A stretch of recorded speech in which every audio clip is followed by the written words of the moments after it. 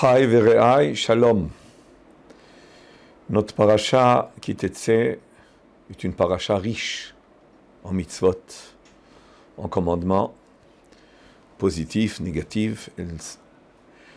Le chiffre de 74 mitzvot, qui est une des particularités de notre paracha, qui ressemble à la parashat Mishpatim, parashat Kedoshim, qui aussi sont riches en mitzvot. Et la richesse en mitzvot nous amène à nous interroger. Est-ce que l'essentiel, c'est la quantité des mitzvot accomplies ou plutôt la qualité des mitzvot? Le Midrash touche ce point-là en nous enseignant qu'Akadosh Baruch Hu nous a pas dévoilé la récompense de toutes les mitzvot. Les mitzvot de la Torah, rarement on nous précise quelle va être la récompense, de quoi l'homme va jouir à l'éternité. Et il y a une intention, c'est un projet divin, si on peut dire, de nous donner des mitzvot sans nous préciser la récompense. Et nous dit le Midrash, tout ça, c'était pour éviter. Quoi éviter? Si je reprends les mots du Midrash, qu'est-ce que Akadosh Baruch Hu il a fait? Il n'a pas dévoilé aux créatures les récompenses spécifiques à chaque mitzvah, afin qu'on l'accomplisse, la totalité des mitzvot. Pour quelle raison Akadosh Baruch Hu n'a pas précisé la récompense spécifique à chaque mitzvah? Parce que Akadosh Baruch Hu voulait nous permettre d'éviter de faire des calculs et des comptes et s'engager à réaliser toutes les mitzvot, la totalité de toutes les mitzvot. Par ailleurs, nous avons un Midrash Tana Dev Eliyahu, le Midrash cité précédemment et dans notre paracha, Midrash Rabbah, mais il y a un autre Midrash Tana Dev Eliyahu qui nous enseigne que Akadosh Baruch Hu nous a donné la Torah et les mitzvot pour nous faire mériter, pour que l'investissement de chacun de nous, l'effort, le labeur, va nous permettre, avec ce travail investi, de se réaliser. Il semblerait de ce Tana de Eliyahu que l'essentiel est la qualité de la mitzvah, et moins l'aspect quantitatif. Et surtout que nous avons une Mishnah dans Pirkei Avot qui nous enseigne Lefum Tsa'ara Agra. Le mérite, il est proportionnel à l'effort. Le mérite de l'accomplissement d'une mitzvah est proportionnel à l'effort. Plus l'effort est grand, plus le mérite est grand. Donc, de près cette Mishnah qui nous est bien connue et bien aimée, l'essentiel, c'est la qualité de la mitzvah. Combien je vais m'investir dans la mitzvah. Et moins le compte, moins la réalisation de nombreuses mitzvot, de la totalité des mitzvot. À ce sujet, nous avons un Ramban et un Ibn Ezra dans Parashat Teruma qui disent que Behemet, l'essentiel des mitzvot, c'est Tzorer Gavoa. C'est quoi Tzorer Gavoa? C'est pour la gloire divine. C'est-à-dire que je dois accomplir les mitzvot, surtout pour me soucier que de répandre dans le monde la gloire divine. Et il semblerait, d'après ce qu'ils disent, que l'essentiel, c'est Behemet d'avoir accompli toutes les mitzvot qui sont toutes porteuses de messages et de l'essence de la divinité. Mais, par ailleurs, nous avons un Rambam dans Masechet Makot, la fin de Masechet Makot, sur une Mishnah que on a l'habitude de prononcer à la fin de chaque shiur, de chaque drasha. C'est devenu un minag, surtout pour nous permettre de dire Kaddish. Rabbi Hanania ben Akashia Omer, רצה הקדוש ברוך הוא לזכות את ישראל. לפיכך הרבה להם תורה ומצוות, שנאמר אדוני חפץ למען צדקו, יגדיל תורה וידיר. Rabbi Hanania ben Akashia nous enseigne pour quelle raison Akadosh Baruch Hu, il a donné des mitzvot à Israël. C'était pour les faire mériter. Et pour les faire mériter, le fichach, hirba lahem Torah ou mitzvot. Il aura donné beaucoup de mitzvot. Avec une première lecture, on pourrait comprendre que cette Mishnah-là de Sof Masechet Makot confirme et soutient le premier Midrash qui met l'accent sur l'aspect quantitatif, la réalisation de maximum de mitzvot, la totalité des Tariag mitzvot. Mais le Rambam, de cette même Mishnah-là, lit et décèle quelque chose de différent. Nous dit le Rambam qu'il y a ici, et il nous enseigne, un Ikaré Haemuna, un des Ikaré Haemuna, il l'appelle Ikaré Haemuna, on ne le connaît pas nous dans les 13 Ikaré Haemuna, mais le Rambam le nomme Ikaré Haemuna. Quel est le Ikaré Haemuna? Qui ksheikayem adam mitzvah mitariag mitzvot, karaoui vekahogen, ולא ישתף עמה כוונה מכוונות העולם בשום פנים, אלא שיעשה אותה לשמה מהאהבה, כמו שביארתי לך, הנה זכה בה לחיי העולם הבא. Si un homme va réaliser dans sa vie une mitzvah, parfaitement dans sa réalisation, du point de vue de l'action, du point de vue de la pratique de la mitzvah, dans la perfection, j'aurais dit, halachique de la mitzvah, dans tous ses détails, et d'une manière la plus minutieuse.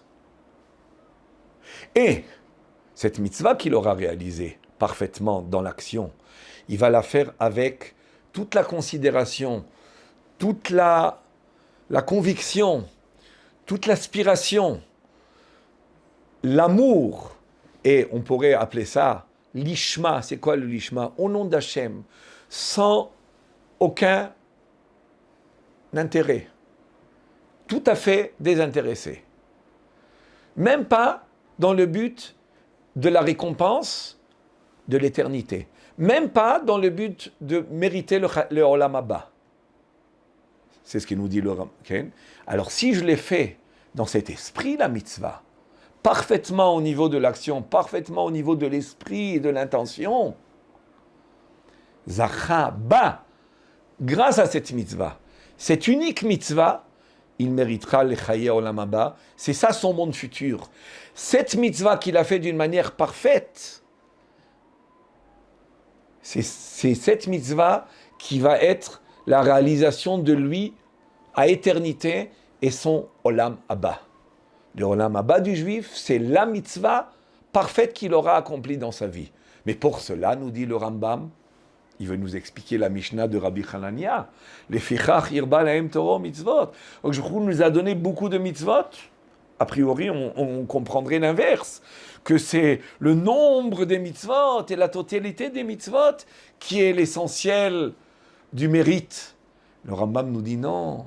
Akdosh nous a donné beaucoup de mitzvot parce que il n'est pas possible que parmi toutes les mitzvot qu'un homme aura vécu, qu'un homme aura réalisé dans sa vie, il n'y ait pas une parmi ces milliers de mitzvot qu'un homme vit dans sa vie, il n'est pas possible qu'une n'aura pas été parfaitement. Donc le but de du nombre que nous connaissons et de nombreuses mitzvot qu'un homme doit réaliser n'est pas la quantité en elle-même. C'est une quantité qui te permet d'arriver à décrocher une mitzvah en qualité dans ta vie. En faisant beaucoup de mitzvot, la maturité, la perception personnelle,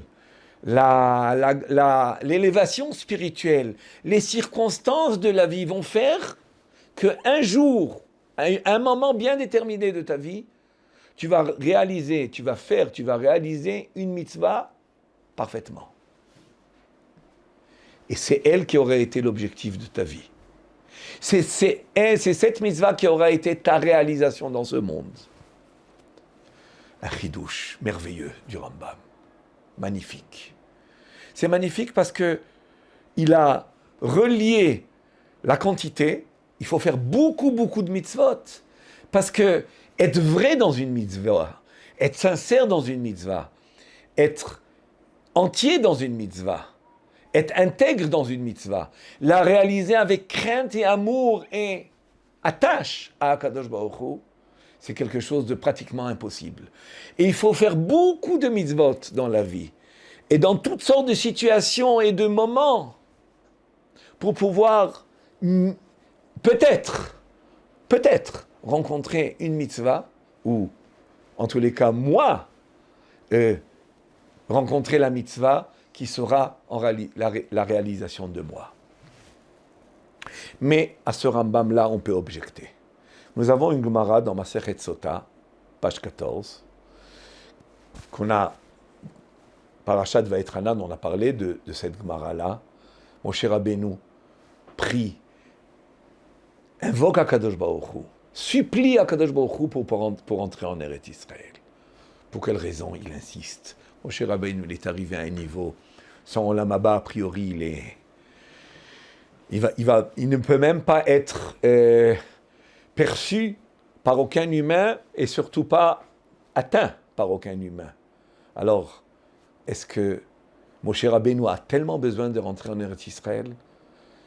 Et on ne peut pas penser que Moshe Rabbeinu, l'echol mipiria velisboa mituva, voudrait rentrer en Eretz Israël pour jouir des fruits délicieux de Eretz Israël.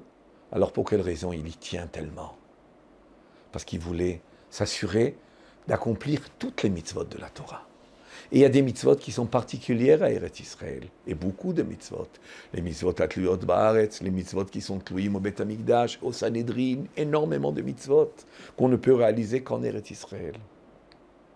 Moshe Rabbeinu voulait compléter les mitzvot. A priori, il semblerait que ce n'est pas une mitzvah bien faite et parfaite qui me permet de me réaliser, mais c'est en réalité le nombre de mitzvot, la totalité des mitzvot.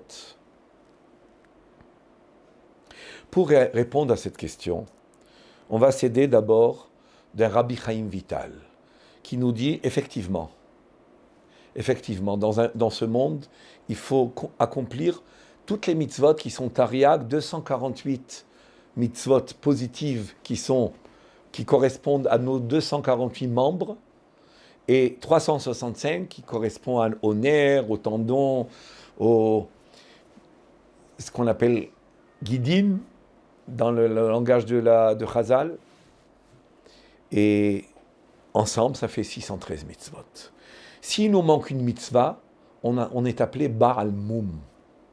On a une lacune, on a un défaut. Et si on a un défaut, ce défaut-là ne nous permet pas de mériter la Ashra'at Shechina que la Shechina se pose, parce que la Shechina ne peut pas se poser sur quelque chose qui n'est pas parfait. On le voit chez le Kohen qui doit servir au Bet Hamikdash au niveau physique, il n'a pas le droit d'avoir un moum, mais aussi on le voit au niveau, et comme nous l'explique Rabbi Chaim Vital, l'élève du Rabbeinu Arizal, que même au niveau spirituel, l'enveloppe du corps des 248 membres et 365 Ken Gidin, Ner, c'est l'enveloppe d'une âme qui a elle-même des membres spirituels qui s'enveloppent dans ce corps-là. C'est-à-dire que le corps n'est qu'une enveloppe d'une âme qui a aussi des membres spirituels et des tendons et des nerfs spirituels. S'il nous manque une mitzvah, on ne peut pas mériter la proximité avec la divinité.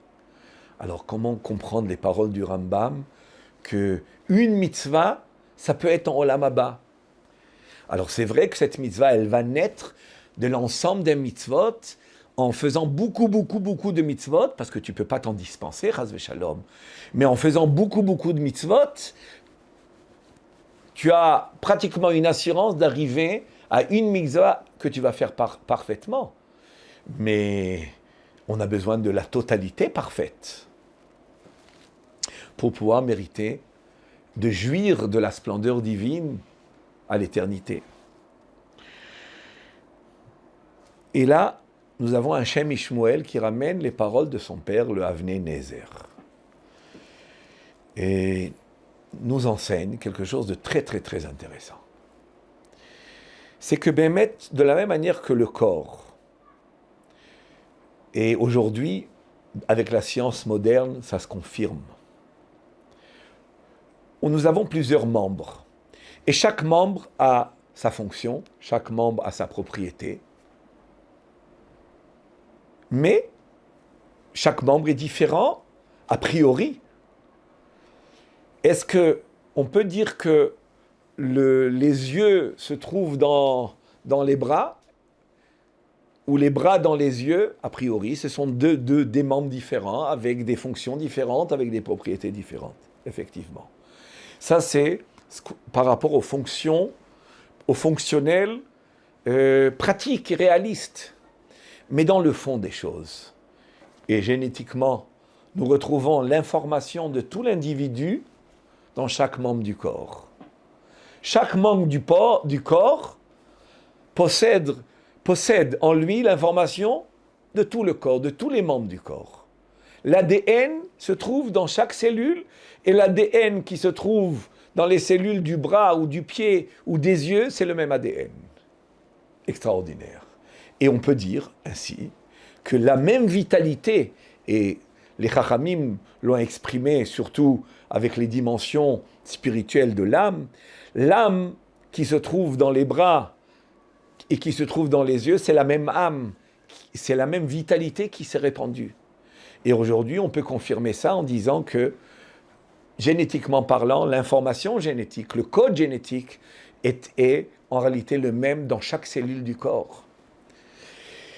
Si un homme veut retrouver dans un membre du corps tous les membres du corps, il va devoir rentrer dans les dimensions microscopiques, du micro-micro, pour arriver à pénétrer le fond, l'infime, et donc se découvrir qu'en réalité, ce que j'ai dans un membre, c'est tous les membres du corps. Tous les membres se trouvent dans chaque membre. Et d'après Rabbi Chaim Vital, les mitzvot sont ainsi composés. Chaque mitzvah, qui correspond à un membre, comprend toutes les mitzvot. D'ailleurs, celui qui fait attention quand il dit le Leshem Yehud Kucha Brichou, dans certains Nusachim, on dit je m'apprête à faire une mitzvah, im kol ha mitzvot ateluyot ba, avec toutes les mitzvot qui dépendent de cette mitzvah. Qu'est-ce qu'on veut dire par là? On veut dire que dans la réalisation d'une mitzvah, nous avons toutes les mitzvot. Pourquoi? Parce qu'en réalité, une mitzvah, c'est un membre de l'âme. C'est elle qui permet de former, de constituer notre âme, de la réaliser. Et en faisant une mitzvah, en réalité, j'ai toutes les mitzvot. Mais ça, c'est avec une condition. C'est que quand j'ai fait cette mitzvah, je ne suis pas resté à la périphérie de la mitzvah. Je n'étais pas que dans la dimension superficielle de la mitzvah. J'ai pénétré la mitzvah. Qu'est-ce que ça signifie pénétrer une mitzvah? Quand je fais une mitzvah avec dévotion, avec aspiration, avec amour, je ne suis pas sur la superficie de la mitzvah, je suis dans l'intérieur de la mitzvah. Alors, je rejoins l'ADN de la mitzvah. Je rejoins le noyau. Je ne suis plus dans la périphérie de la mitzvah, je suis dans le noyau de la mitzvah, dans l'essence de la mitzvah. Et quand j'arrive à l'essence de la mitzvah, l'essence de cette mitzvah, c'est la même essence que toutes les mitzvot. Et si j'ai atteint, j'ai rejoint, je me suis connecté avec l'essence de la mitzvah, je suis ainsi connecté avec toutes les mitzvot, puisque, en réalité, chaque mitzvah comprend toutes les mitzvot. Mais chaque mitzvah ne comprend toutes les mitzvot. Je ne peux pas dire que les tefilines comprend le lulav, dans son aspect extérieur, superficiellement parlant. Mais si je rentre dans le fond des tfilin, dans le fond de Ve'ahavta l'iracha kamocha, dans le fond de la tzedaka, je retrouverai en réalité l'essence de toutes les mitzvot. Parce qu'au niveau de l'essence, il n'y a pas de division. Les divisions ne se font que dans l'apparition extérieure, que dans ce qui est périphérique. Mais dans le fond, dans l'essence, il n'y a pas de division. L'âme est une et elle remplit le corps. L'essence est une. Alors c'est ce qu'il voulait dire le Rambam. En réalité, si je fais une mitzvah parfaitement, j'aurais accompli les Tariag mitzvot, les 613 mitzvot parfaitement. Mais pour cela, il faut beaucoup endurer à faire toutes les mitzvot de la Torah, toute ma vie. Parce que je ne sais pas quand est-ce que je vais rencontrer, quand est-ce que je vais pouvoir bénéficier de cette mitzvah-là. Quand est-ce que les circonstances, la hashgacha, ma maturité, est-ce que peut-être ça sera jeune ou peut-être âgé que je rencontrerai cette mitzvot après avoir fait beaucoup de mitzvot. Parce que chaque mitzvah est une préparation à une autre mitzvah. Chaque mitzvah me prépare et me rend plus mûr et beaucoup plus élevé pour pouvoir arriver à réaliser une mitzvah d'une manière parfaite. C'est vrai que toutes les mitzvot, on peut dire, ont la même essence, et en faisant une mitzvah parfaitement, quand j'y arriverai, mais pour cela il faut faire les 613 mitzvot toute ma vie, et à noter que ça répond à une autre question très très très importante. C'est qu'en réalité on ne peut pas faire les 613, parce qu'il y a des mitzvot qui sont propres, et qui sont particulières au Kohen, qui sont particulières au roi, qui sont des mitzvot de circonstance. Si un homme il a eu une fille en premier-né, eh ben, il ne pourra pas faire Pidyon Haben. Et d'autres mitzvot de la Torah qu'on ne peut pas réaliser si un homme ne va pas rencontrer un oiseau posé sur son nid, sur les œufs ou sur les petits oisillons, eh ben, il n'aura pas la mitzvah, il n'est pas obligé de la chercher d'après la halakha pure. Donc il y a des mitzvot qui sont circonstanciels. Alors, comment je peux faire les 613 mitzvot? Mais là, on comprend que les mitzvot que je peux faire, qui me sont imposées, je dois les faire. Elles sont toutes considérées comme une préparation à la mitzvah. Et je ne serai jamais dans ma vie, quand est-ce que j'aurai réalisé parfaitement ma mitzvah. C'est pour cela que jusqu'à la vieillesse, jusqu'à la fin de la vie, jusqu'à la fin des temps, je vais devoir m'efforcer de les faire toutes. Mais le but, c'est d'arriver à faire la mitzvah parfaite dans l'action et dans la dévotion, dans l'aspiration, dans l'amour d'Hachem. Et c'est cette mitzvah qui est mon Olam Haba. Mais cette mitzvah, elle n'est pas seulement mon Olam Haba, comme nous dit le Rambam. En réalité, elle comprend toutes les Tariag mitzvot. Même les mitzvot des rois, même les mitzvahs du Kohen. J'aurais fait toutes les mitzvot en faisant cette mitzvah parfaitement. J'aurais réalisé les 613. Donc finalement, c'est la quantité qui m'amène à la qualité. C'est la quantité des mitzvot qui me prépare et qui me permet d'arriver à la qualité. Et c'est la qualité d'une mitzvah qui va me permettre de réaliser les 613, puisque une mitzvah de qualité suprême, on comprend toutes les 613 mitzvot, les Tariag mitzvot.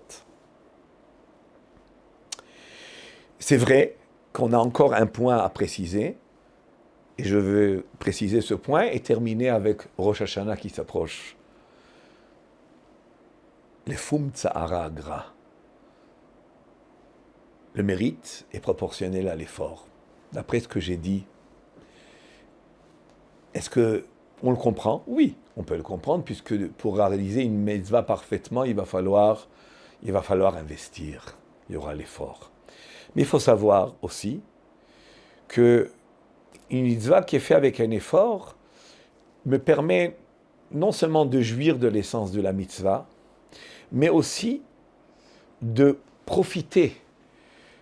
Et il y a une différence entre la proximité avec Hachem. Deux personnes peuvent être proches d'Hachem, mais ne pas avoir la même Ana'a Mizi Vashrina, la même jouissance, le même profit. Pourquoi? Parce qu'il faut être aussi réceptif à cette émanation divine. Et deux personnes peuvent se trouver en face d'Hachem, mais si un homme aura fait des efforts dans sa vie, il aura investi dans sa vie, il aura non seulement créé une disposition, une proximité avec Hachem, mais il aura raffiné sa personnalité, chose qui va lui permettre de mieux intégrer ce Ziv Ashrina.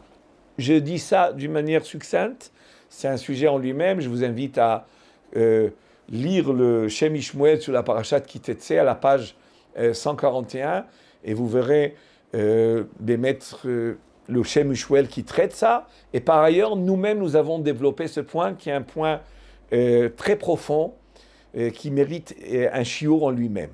Je termine avec Rosh Hashanah. Rosh Hashanah, c'est un jour où on prie.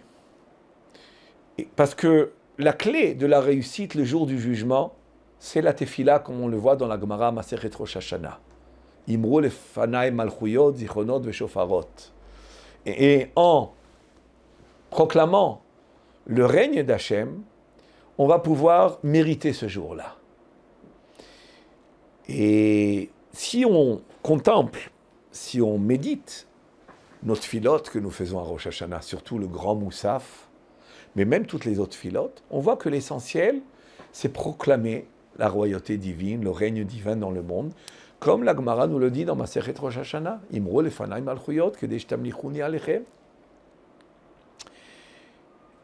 Mais ce jour-là, on ne va pas trop, d'après ce que les Anshe Knesset Gdola ont institué, d'après Chazal, on ne va pas trop avoir des demandes personnelles. Elles n'ont pas trop place le jour de Rosh Hashanah. Et pourquoi elles n'ont pas place? Parce que ce jour-là, notre travail, c'est de développer l'aspiration à la réalisation du but de ce monde, qui est le dévoilement du règne divin à la fin des temps. Toute l'année, nos prières, nos mitzvot sont mêlées de toutes sortes de considérations, de l'intérêt.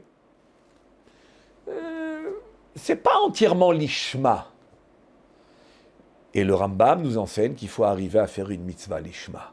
Nous avons dans l'année, nos années, des stations où nous pouvons, et le Shem Ishmuel, dans ce Mahamar-là, va parler du Shabbat, que chaque Shabbat c'est une station, et Rosh Hashanah c'est une station. Pourquoi? Parce que le jour de Rosh Hashanah, nous allons développer en nous le sens du désir de voir la gloire divine, que la gloire divine se répande. C'est ça que nous allons développer en nous ce jour-là. Nous avons développé la sensibilité, nous avons ouvrir nos cœurs à désirer voir Akadosh Baruch Hu régner, ve'aya Adonai lemelech al kol haaretz bayom hahu yeh Adonai echad u'shmo echad ve'timloch ata levadecha ויאמר כל אשר, כן, ומלכותו בכל משלה. Toutes ces phrases que nous allons prononcer le jour de Rosh Hashanah sont des déclarations. Mais pourquoi déclarer l'unité divine ce jour-là, la royauté divine? On va la déclarer pour développer en nous, pour grandir en nous cette aspiration et cet espoir que nous avons du règne divin. Et ça, quand on nous développe à Rosh Hashanah, on va changer cette lacune que nous avons en nous, qui est de servir Hachem avec un mélange. Quel est le mélange? On fait les mitzvot parce que tu nous les as ordonnés. Ta volonté divine qui se trouve dans les mitzvot, c'est ça qu'on veut. Mais c'est pas entier. On a d'autres considérations. On a d'autres aspirations. Et le jour de Rosh Hashanah où on travaille sur notre aspiration, l'aspiration à à proclamer, on proclame l'unité divine et la royauté divine pour en réalité changer en nous les aspirations, développer en nous ce désir de servir Hachem avec dévotion, avec toute la conviction, avec la shlemut, avec l'intégrité, avec l'edvekut, avec la hava, avec l'amour d'Hachem.